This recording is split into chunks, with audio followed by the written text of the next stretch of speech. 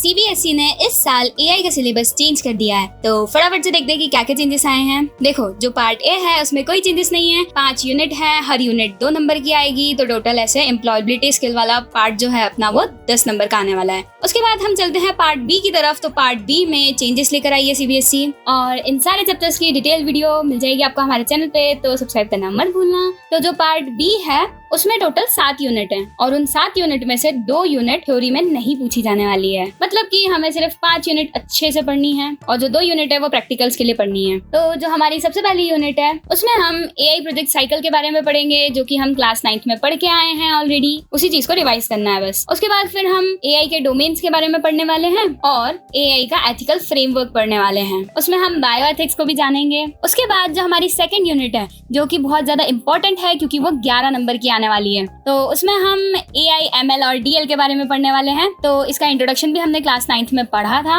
और फिर इस चैप्टर में हम पढ़ेंगे मॉडलिंग के बारे में। तो एआई प्रोजेक्ट साइकिल में 6 स्टेजेस रहती है, उनमें से एक मॉडलिंग रहती है, तो हम उसको डिटेल में पढ़ेंगे। और हम न्यूरल नेटवर्क्स के बारे में पढ़ने वाले हैं। फिर हम चलते हैं अपनी थर्ड यूनिट पे। तो हमारी जो थर्ड यूनिट है ये भी बहुत इंपॉर्टेंट है क्योंकि ये 10 नंबर की आने वाली है। तो हम इसमें इवेल्युएटिंग मॉडल्स पढ़ने वाले हैं, मतलब कि मॉडल को टेस्ट कैसे करते हैं, इवेल्युएशन क्या होता है, क्या जरूरत है इवेल्युएशन की। फिर उसकी एक्यूरेसी और एरर्स के बारे में पढ़ेंगे। फिर उससे रिलेटेड कुछ एथिकल कंसर्न्स भी पढ़ने वाले हैं हम। उसके बाद आती है हमारी फोर्थ यूनिट, जो कि है स्टैटिस्टिकल डेटा, जो कि आपको थ्योरी में नहीं पूछी जाएगी, वो सिर्फ प्रैक्टिकल्स में आने वाली है। उसके बाद जो हमारी 5th यूनिट है, जो कि है कंप्यूटर विजन, तो उसका थोड़ा सा पार्ट जो है वो थ्योरी में आएगा और थोड़ा सा पार्ट प्रैक्टिकल्स में पूछा जाएगा। और ये वाली जो यूनिट है ये सिर्फ 4 नंबर की आने वाली है। तो इसमें जो इंट्रोडक्शन है कंप्यूटर विजन का, और जो एप्लीकेशंस हैं और थोड़े से कंसेप्ट्स हैं कंप्यूटर विजन के, जो कि आपको दिख रहे हैं स्क्रीन पे, तो यही वाले टॉपिक्स थ्योरी में पूछे जाएंगे। और ये जो बाकी का चैप्टर है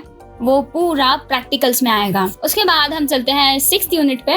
तो इसमें भी सेम चीज होने वाली है, थोड़ा सा पोर्शन थ्योरी में है और थोड़ा सा पोर्शन प्रैक्टिकल्स में आने वाला है। तो इसमें देखो, जो फीचर्स हैं और जो इंट्रोडक्शन है एनएलपी का, वो पूछा जाएगा। उसके बाद फिर उसकी एप्लीकेशंस, मतलब कि वो कहाँ कहाँ यूज होता है, वो चीज भी आने वाली है। और हम उसके स्टेजेस के बारे में पढ़ेंगे, चैटबॉट के बारे में पढ़ेंगे, और उसकी टेक्स्ट प्रोसेसिंग के भी बारे में हम पढ़ने वाले हैं। उसके बाद जो बचा हुआ चैप्टर है वो पूरा प्रैक्टिकल्स में पूछा जाएगा। तो ये जो एनएलपी वाली 6th यूनिट है वो टोटल 8 मार्क्स की आने वाली है एग्जाम में। उसके बाद आती है हमारी यूनिट नंबर 7, जो कि है एडवांस पाइथन। तो जैसे पिछले साल भी पाइथन को प्रैक्टिकल्स के लिए रखा गया था, वैसे इस साल भी पाइथन को प्रैक्टिकल्स के लिए ही रखा गया है। हो सकता है जब तक आपके पास ये शॉर्ट पहुंचे तब तक चैनल पे वीडियोस अपलोड हो चुकी हो। So check it out and bye.